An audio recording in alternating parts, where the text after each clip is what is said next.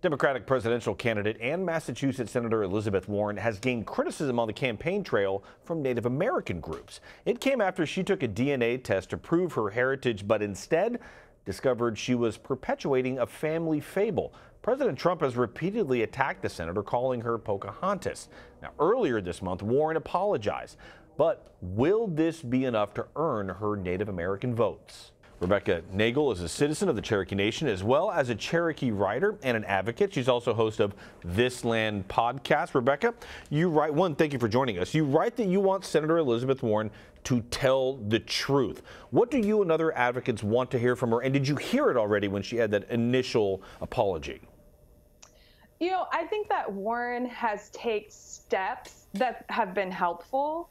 And I think that's undeniable. But I think what's also undeniable is that she's not finished making up for the harm that she caused. And what we have left to see her do is to admit that the story that she grew up with as a child was wrong. You know, a lot of white people, especially people from Oklahoma, have stories of a distant Cherokee ancestor that when you look into it, when you do someone's genealogy, it's just not true.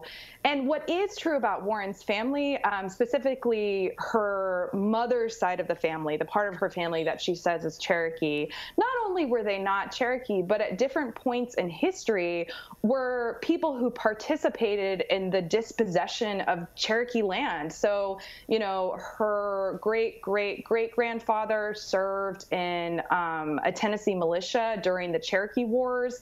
Her great-grandfather actually squatted on Cherokee land in the lead up to Oklahoma statehood, and white people coming in and living on our land was such a problem at that time that they actually outnumbered Cherokee citizens and were part of the base that pushed for our treaty territory to be divided up and opened up to white ownership. And it's one of the moments in history that we lost a catastrophic amount of land and sovereignty.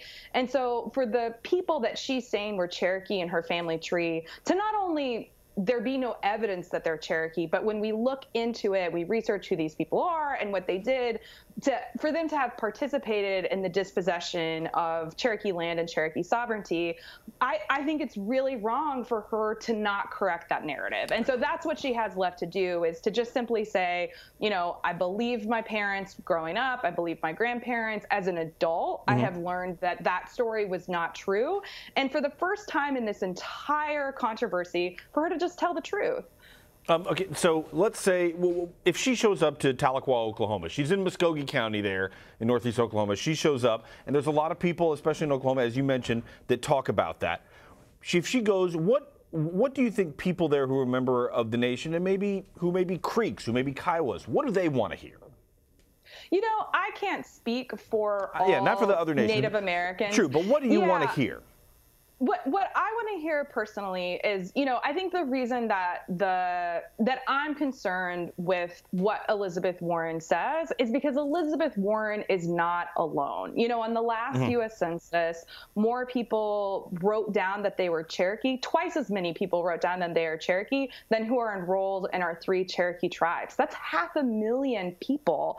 You know, in June, the LA Times reported that, you know, some of these people who claim to be Cherokee with a distant relative but don't have any evidence of it actually got $30 million, over $30 million in no-bid federal contracts. So people who are otherwise white but have a story of Cherokee ancestry, they're not enrolled in a tribe, they have no relationship to Cherokee people, are getting contracts set aside not just for Native Americans but also for other people of color. And so I think it is a really big issue that Elizabeth Warren is just the most public example of. And as long as people make excuses for her, if we say, well, you know, you can't, it's okay that she has no evidence of Cherokee ancestors, or she's just repeating a family story that she was told, and what's the harm in that?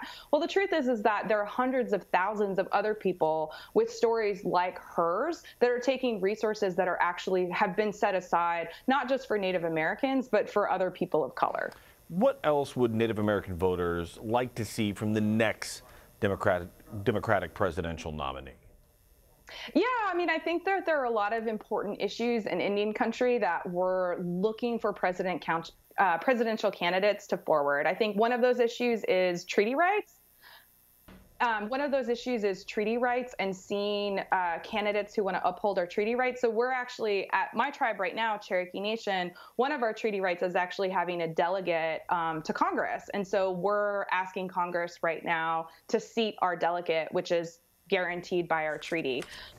We have a huge epidemic of violence against Native women, and that is a policy problem where our tribes don't have jurisdiction to prosecute non-natives who come onto our land and commit crimes against our citizens, except in rare situations. I mean, so everything from, sovereignty to keeping our families safe, keeping our children safe. These are the big issues that Indian country is looking for. And I will say that Elizabeth Warren's policy platform addressed a lot of those issues. Mm-hmm. And so I think the issue with Warren is that the narrative that she forwards is also a narrative that benefits Indian country. And right now, I think the stereotypes about Native identity, that it can be proven by family lore, that it can be proven by DNA testing, that there's no harm in claiming to be Cherokee if you have no evidence of it. Those myths and those narratives are really harmful to Cherokee sovereignty. And that's the work that she still has to do, is to just, if she could be honest about her family and where she comes from, it would correct that narrative that is so prominent in the public sphere right now. It's a fascinating topic, and as somebody who's lived in Oklahoma before, I'm always intrigued by it. Rebecca Nagle, thank you very much for your time. Thank you so much for having me.